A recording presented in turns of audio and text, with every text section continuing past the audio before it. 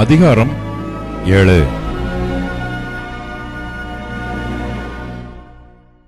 உசியாவினுடைய குமாரனாகிய யோதாமின் குமாரன் ஆகாஸ் என்னும் யூதா தேசத்து ராஜாவின் நாட்களிலே ரேத்சின் என்னும் சீரியாவின் ராஜாவும் ரெமலியாவின் குமாரனாகிய பெக்கா என்னும் இஸ்ரவேலின் ராஜாவும் எருசலேமின் மேல் யுத்தம் பண்ண வந்தார்கள்.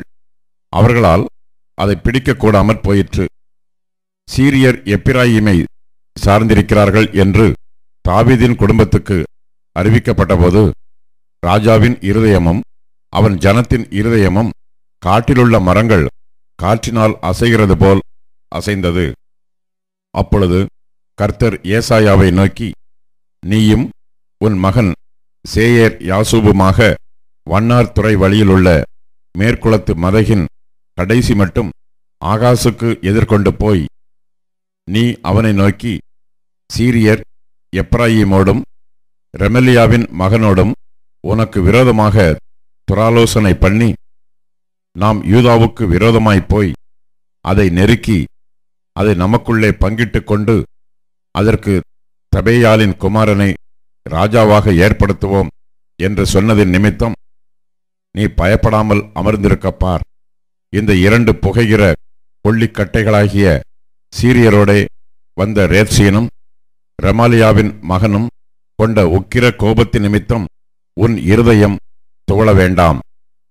கர்த்தராகிய ஆண்டவர் அந்த ஆலோசனை நிலை நிற்பதில்லை, அதன்படி சம்பவிப்பதும் இல்லை. சீரியாவின் தலை தமஸ்கு, தமஸ்குவின் தலை ரேத்சீன். இன்னும் 65 வருஷங்களில் எப்ராயீம் ஒரு ஜனமாயிராதபடிக்கு நொறுங்குண்டு போம். எப்பிராயீமின் தலை சமாரியா, சமாரியாவின் தலை ரெமலியாவின் மகன். நீங்கள் விசுவாசியாவிட்டால் நிலைபெற மாட்டீர்கள் என்று சொல் என்றார். பின்னும் கர்த்தர் ஆகாசை நோக்கி, நீ உன் தேவனாகிய கர்த்தரிடத்தில் ஒரு அடையாளத்தை வேண்டிக்கொள், அதை ஆழத்திலிருந்தாகிலும் உன்னதத்திலிருந்தாகிலும் உண்டாக கேட்டுக்கொள் என்று சொன்னார். ஆகாசோ, நான் கேட்க மாட்டேன், நான் கர்த்தரை பரீட்சை செய்ய மாட்டேன் என்றான்.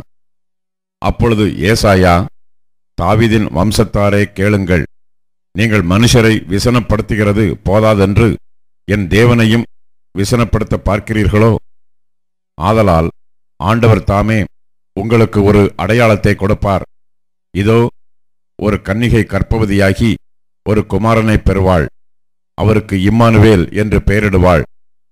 தீமையை வெறுத்து நன்மையை தெரிந்து கொள்ள அறியும் வயது மட்டும் அவர் வெண்ணெயையும் தேனையும் சாப்பிடுவார்.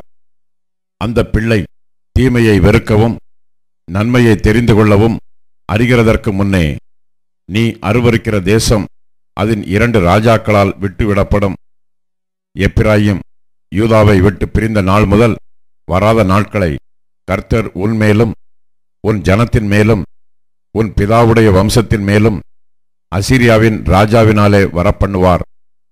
அந்நாட்களிலே கர்த்தர் எகிப்து நதிகளின் கடையாந்தரத்தில் உள்ள ஈயையும் அசீரியா தேசத்தில் இருக்கும் தேனியையும் பயில் காட்டி அழைப்பார்.